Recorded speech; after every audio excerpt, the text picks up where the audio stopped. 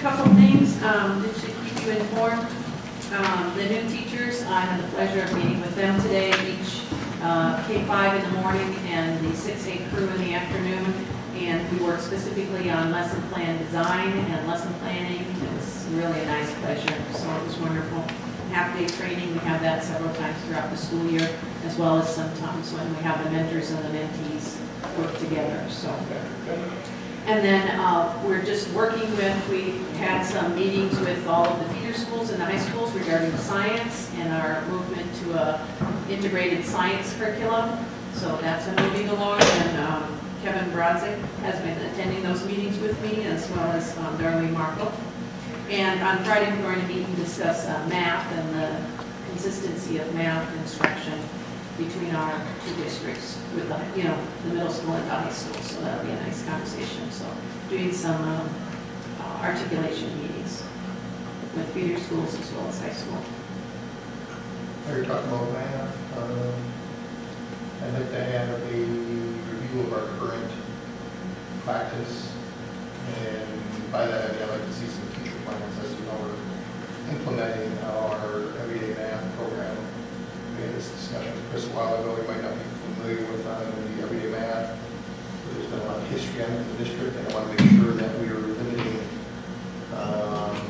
some of the areas of the book that are not perceived by the school board to be as beneficial in teaching them, if that makes sense.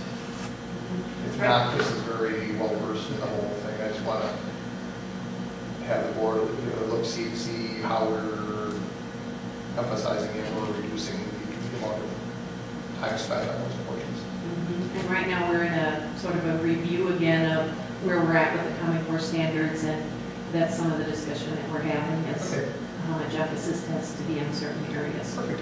I think matrix math is one of the bugs that we had questions about. Okay. Matrix, what do they call it?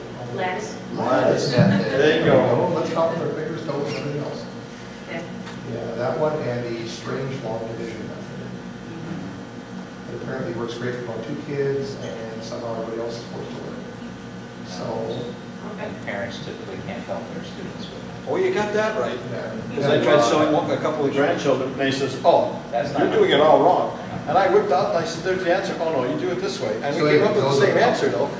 But we're relying on our educators to determine what Right. the important practice is. I think they're blending in both, they're blending in some of everyday and some of the old, so they, whichever is Because easiest you for can the child. definitely Yes from and the parent handouts, figure out, how to do the problems and things such as that. And they definitely give the kids the tools to do it many different ways. So Right, that's what I'm I saying, wouldn't you have- want to just say there's only one way, because they're definitely tackling problems in a different manner, so. For long division math, for a couple hundred years, that was the one way that worked away, just had people to the moon.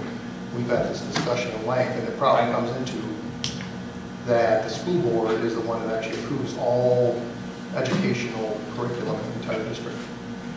So we've had this discussion at length on math. I would just hope we're taking the educators' guidance, because they're the trained Yes. professionals. Yeah, we're at that point. And You will review this and Yeah. have us informed. we just want to make sure Not we have necessarily something. at our next meeting, but. Right. And generally those strategies are used so kids can understand the conceptual part of math, and then they move to the other pieces for, of course, speed and accuracy, which is the goal of math. Yeah. So, but I'll- Because the problem is originally this came out, there was too much emphasis and waste of time spent to teach traditional math, which majority of the students have no issue learning. Mhm. So that's where we try to limit it to get more emphasis for the other students on that. Sure. What's going on with the state with the Common Core standards now? Are they still discussing at the state level? They closed their feedback window at the end of November. So it wasn't right before Thanksgiving, but I think it was the week before Thanksgiving that they closed their open feedback windows, and then the committee was going to report back to Speaker Voss and Senate President Fitzgerald. They haven't got a Or timetable Senate on that? Majority Leader Fitzgerald. Haven't heard.